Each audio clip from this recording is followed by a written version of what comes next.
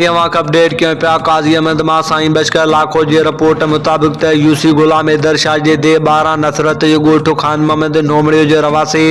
Mohammad Khan नोमड़ियो press club काज़ी अहमद पहुची पंहिंजे सौटनि नज़ीर अहमद नोमड़ियो नदर मोहम्मद नोमड़ियो ऐं संदसि पुटनि जे ज़ियादतियुनि ख़िलाफ़ प्रेस कॉन्फ्रेंस कंदे चयो त मुंहिंजा सौट जेके बासर आहिनि जेके मुंहिंजी ज़रई ज़मीन ते कब्ज़ो करणु चाहिनि था जेके मुख़्तलिफ़ वक़्तनि ते मूंखे ऐं मुंहिंजे घर भातियुनि खे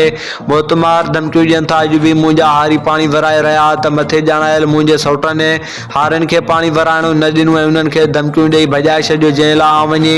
थाणी 60 मेल ते वियुसि हुते मौजूद ड्यूटी पुलिस ऑफिसर मुंहिंजी हिक बि न ॿुधी ऐं रिपोर्ट दाख़िल कई नई जाइ वारदात ते अलियामा अॻूणी सदर आसिफ अली ज़रदारी मैडम फरियाल टालपुर हाजी अली हसन ज़रदारी वज़ीर आला सिंध SSP शहीद बेनज़ीराबाद आशिक़ हुसैन ज़रदारी समेत वसवारनि खे अपील करियां थो त मां ग़रीब आहियां मुंहिंजा सौट मुंहिंजी ज़मीन ते कब्ज़ो करणु चाहिनि था उन्हनि खां मुंहिंजी ज़मीन तां कब्ज़ो ख़त्म कराए ॾिनो वञे मूंखे ऐं मुंहिंजी फैमिली खे तहफ़ुज़ फराहम कयो वञे अगरि मूंखे या मुंहिंजे घर भातियुनि खे को बि जानी या माली नुक़सानु पहुतो हुन जा ज़िम्मेवार मुंहिंजा सौट हूंदा।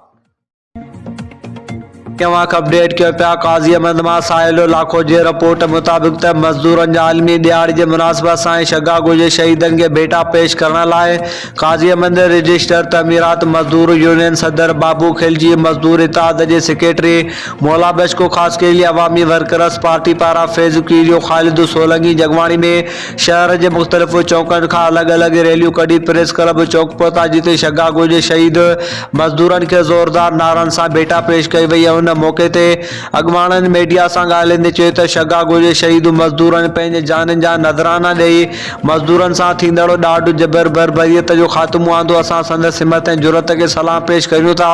हिननि वधीक चयो त पोरे त अलाह जो दोस्त आहे असांजा पोरे त ॿाहिरि निकिरण उस ऐं सख़्तु गर्मी तोड़ी सर्दी में मज़दूरी करे पंहिंजनि जो पेट पालियूं था अॼु असीं शिकागो जे शहीदनि खे यादि करण लाइ ॾियारो सॼे दुनिया जी काज़ी अहमद में मल्हाए रहिया आहियूं शिकागो जा शहीद हमेशा मज़दूर ॿाहिरनि जी दिलनि में ज़िंदा आहिनि ऐं रहंदा। अपडेट कयूं पिया गंबट मां सलीम हुजण जी रिपोर्ट मुताबिक़ त गंबट बारो थाणी जद मां क़तल थियल ज़ुल्फ़कार खोड़ो ऐं औरत ज़ीनत शंबाणी जे क़तल ख़िलाफ़ गंबट क़ौमी शाहराह ते शामियाना आणी रोड बंदि करे छॾियो क़तल ख़िलाफ़ गंबट क़ौमी शाहराह बेलाको ॿिन्ही पासनि खां ट्रैफ़िक मुअतल हज़ारनि जे तइदाद में गाॾियूं क़तारूं बीहजी वयूं एहतिजाज कंदड़नि वक़्तुल्लाह हनीफ़ खोड़ो कयूं खोड़ो मीडिया सां ॻाल्हाईंदे चयो त मक़तूल ज़ुल्फ़कार खोड़ो ज़मीन ते घुमण वियो त जवाबदार पहिरियां ज़ुल्फ़कार खोड़ो खे क़तल करण बैदि ज़ीनत शंबाणी खे घरां खंबे क़तल कयो आहे हिननि चयो त बारो पुलिस बासरनि जी वांगार वहंदे हिन महिल ताईं मक़तूलनि जा केस दाख़िल न आहिनि कया हिननि वधीक चयो त जवाबदार लियाकत खोड़ो अमानत खोड़ो वाजिद खोड़ो मोहम्मद खान शंबाणी खे पुलिस हिन महिल ताईं गिरफ़्तार न करे सघी आहे जंहिं करे असां क़ौमी शाहराह गंबट ते लाशूं रखी धरणो हयूं आहे 24 कलाक गुज़रण बावजूदि SHO दुर्बणियल आहे असांजा खून लोड़णु चाहे थो हिननि मुतालबो कंदे घुर कई त वाक़ई जो केस दाख़िल करे जवाबदारनि खे गिरफ़्तार कयो वञे।